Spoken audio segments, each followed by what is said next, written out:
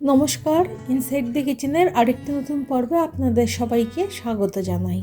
আজকে ডিম দিয়ে এমন একটা রেসিপি বানাবো যেটা বানানো যেমন সহজ, খেতে তেমন ভালো হয়, আর ভাত, রুটি, পরোটা সব কিছুর সাথেই খাওয়া যায়। প্রথমেই আমি একটা পাত্রে ডিম ফাটিয়ে নিচ্ছি। আমি 3টে ডিম নিয়েছি। পেঁয়াজ কুচি দিচ্ছি 1 চামচ, নুন দিচ্ছি প্রয়োজন মতো, সামান্য লাল লঙ্কার গুঁড়ো দিচ্ছি, আপনারা কাঁচা লঙ্কাও দিতে পারেন। 1 চামচের 4 ভাগের 1 ভাগ হলুদ গুঁড়ো দিচ্ছি। এবার ডিমগুলোকে খুব ভালো করে ফেটিয়ে নিচ্ছি। এবার একটা কড়াইতে সাদা তেল দিয়ে ডিমের গোলাটা দিয়ে দিচ্ছি।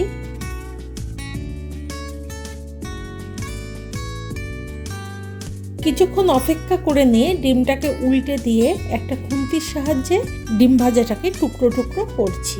ডিমটা যেন আবার গুঁড়ো গুঁড়ো না হয়ে যায়, টুকরোগুলো একটু বড় থাকবে, সেদিকে খেয়াল রাখতে হবে। ডিম ভাজা হয়ে গেছে, উঠিয়ে নিচ্ছি। ডিম ভাজাটা বেশ ভালো করে লাল লাল করে ভেজে নিয়েছি। এবার একটা কড়াইতে সর্ষের তেল দিয়ে দিচ্ছি। তেলটা গরম হলে আমি ওর মধ্যে ফোড়নে দিচ্ছি একটা তেজপাতা, গোটা গরম মশলা, 1/2 চামচ মতো গোটা জিরে আর একটা শুকনো লঙ্কা। এবার একটা বড় পেঁয়াজকে পাতলা পাতলা করে কেটে দিয়ে দিচ্ছি। পেঁয়াজটা কিছুক্ষণ হালকা করে ভেজে নেব। এখন আমি 2টো বড় আলুকে ছোট ছোট টুকরো করে কেটে নিয়েছি, সেগুলো দিয়ে দেব। পেঁয়াজ আর আলুকে একসাথে নাড়াচাড়া করে ভেজে নেব। এখানে আমি 1/2 চামচ মতো নুন দিয়ে দিচ্ছি, 1/2 চামচ হলুদ দিয়ে দিচ্ছি।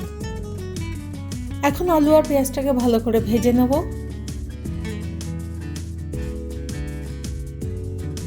ঢাকা দিয়ে দিচ্ছি যাতে তাড়াতাড়ি সেদ্ধ হয়ে যায় আলুটা।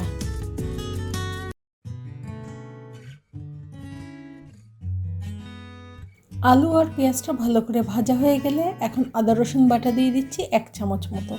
একটা টমেটো কুচি করে দিয়ে দিলাম। এখন সব একসঙ্গে কড়াইতে কিছুক্ষণ ভেজে নেব।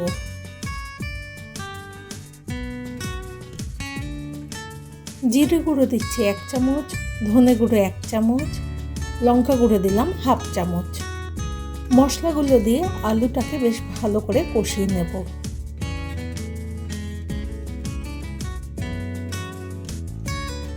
এখানে আমি 1 চামচ মতো টমেটো কেচাপ দিচ্ছি। এটা আপনারা চাইলে নাও দিতে পারেন, তবে দিলে স্বাদ বেশি হবে।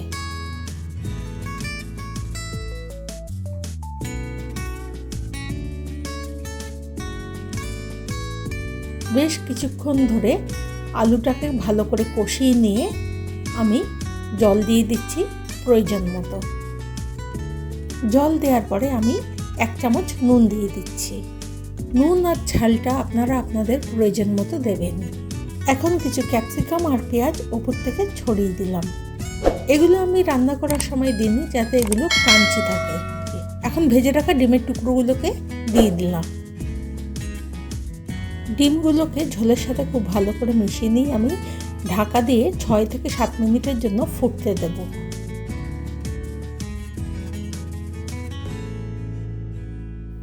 থেকে 7 মিনিট হয়ে গেছে, ঝোলটা অনেকটাই টেনে গেছে। এখন আমি কয়েকটা চিনির দানা দিয়ে দিচ্ছি আর দিচ্ছি 1/2 চামচ মতো গরম মশলা।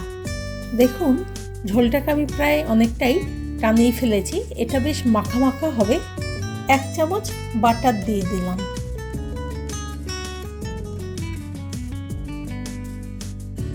এক চামচ গোলমরিচের গুঁড়ো দিয়ে দিচ্ছি।